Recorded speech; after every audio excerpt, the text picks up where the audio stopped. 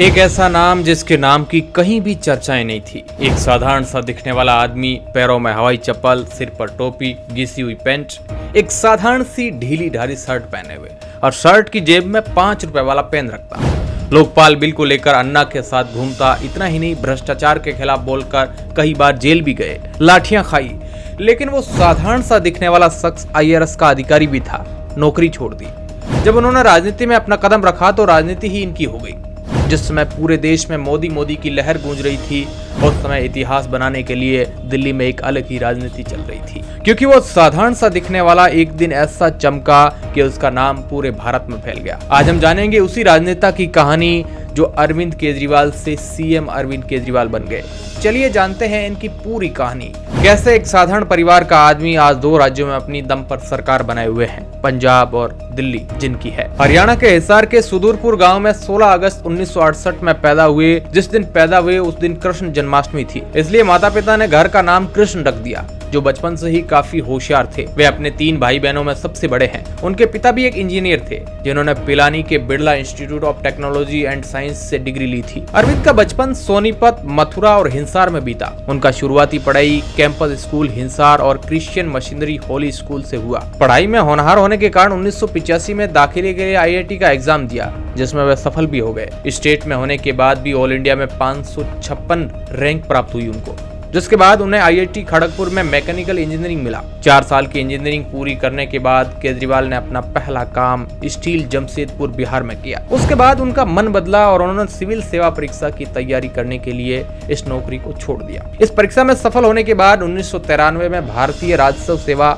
IRS में शामिल हो गए। भारतीय राजस्व सेवा परीक्षा पास करने के बाद ट्रेनिंग के दौरान सुनीता से मिले। दोनों पहली बार नागपुर में राष्ट्रीय प्रशासन अकादमी में मिले थे। दोनों के बीच बातचीत शुरू हो गई। दोस्ती के बाद दोनों के रिश्ते बदलने लगे। दोनों दिन एक दूसरे के साथ काम कर रहे। अपने मन की सुनने के लिए अपने प्यार का एहसास होने के बाद भी वे उसे प्रस्ताव देने की हिम्मत नहीं जुटा पा रहे थे। प्यार तो दोनों तरफ था, पर इजहार ना हो सका। अरविंद और सुनीता ने कई महीनों तक अपनी भावनाओं को छुपा कर रखा था। अरविंद केजरीवाल कई साक्षात्कार में अपनी लव स्टोरी का जिक्र कर चुके हैं। उन्होंने अपने एक इंटरव्यू में बताया था कि एक दिन अकादमी में मैंने सुनीता का दरवाजा खटखटाया और प्रपोज किया। सुनीता भी प्यार में थी, लेकिन मुझे नहीं पता था कि वह आराम से हाँ कह देगी। परिवार की रजामंदी के बाद अगस्त 1994 में दोनों ने सगाई कर ली। 2 महीने बाद नवंबर 1994 में IRS की ट्रेनिंग के दौरान दोनों ने शादी कर ली। बाद में उन्होंने नौकरी छोड़ दी और सामाजिक कार्यों में लग गए। लेकिन अभी तक भी केजरीवाल एक साधारण आदमी थे। बाद में केजरीवाल ने एक ऐसा इतिहास बनाया जिस समय BJP की लहर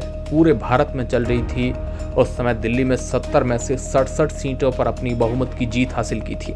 आखिर IRS से पॉलिटिक्स में उतरने का सफर केजरीवाल ने कैसे पूरा किया था, चलिए आपको थोड़ा डिटेल में लेकर चलते हैं। साल था 1999 में। अरविंद केजरीवाल ने दिल्ली के सुंदर नगर इलाके में मनीष सिसोदिया, जो अभी दिल्ली के डिप्टी CM है और हाल फिलहाल वो अभी जेल में बंद है, उनके साथ परिवर्तन नाम से एक आंदोलन शुरू किया, जो एक NGO की तरह काम कर रहा था।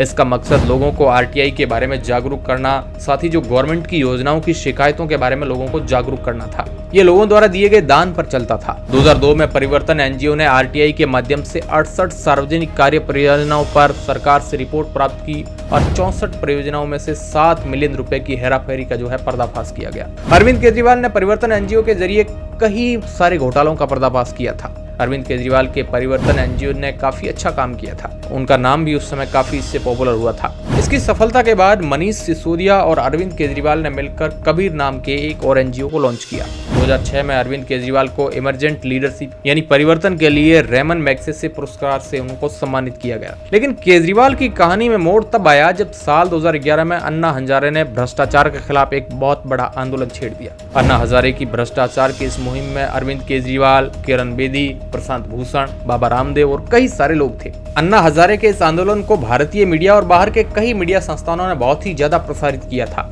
इस पूरे आंदोलन के बाद केजरीवाल की लोकप्रियता बहुत ज्यादा बढ़ गई थी। किसी को भी अंदाजा नहीं था कि दिल्ली के अंदर एक ऐसा राजनीतिक चेहरा उभर रहा है जो आने वाले सालों में दिल्ली को पूरी तरह दिल्ली पर राज करने वाला है।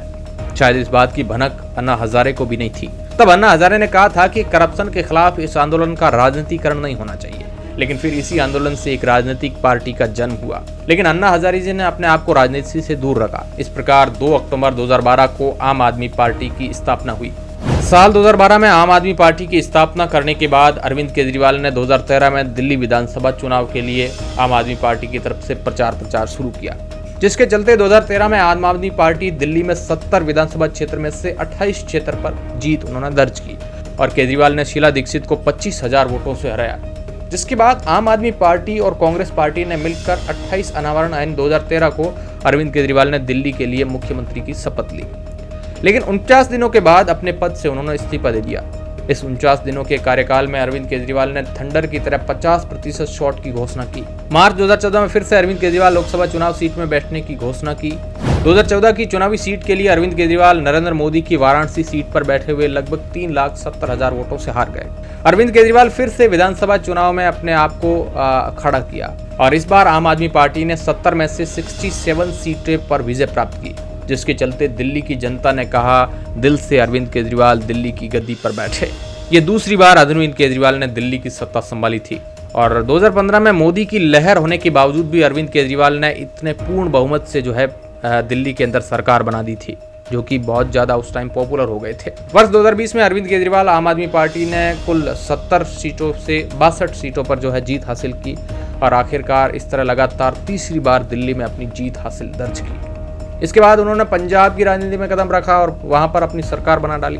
आज अरविंद केजरीवाल के पास 2 राज्यों की सरकारें हैं। अगर हम उनके जीवन की कुछ आदतों पर नजर डालें तो कहा जाता है कि वे प्रत्येक दस्तावेज फाइल की प्रत्येक पंक्ति को मार्कर के साथ चिन्हित करते हैं और सुनिश्चित करते हैं कि सब कुछ सही है।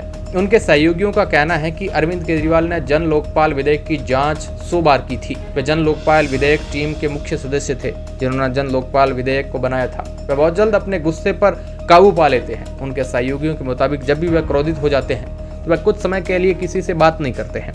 वैसे आपकी नज़र में अरविंद केजरीवाल कैसे नेता है, हमें कमेंट के माध्यम से ज़रूर बताएं और अरविंद केजरीवाल की यह कहानी आपको कैसी लगी। और इसी प्रकार आप भारत की पॉलिटिक्स के नेताओं की कहानी जानना चाहते हैं तो आप मेरे पेज को फॉलो करें और हम इसी प्रकार सभी नेताओं की स्टोरी लेकर आएंगे, हर पार्टी के नेताओं की। धन्यवाद।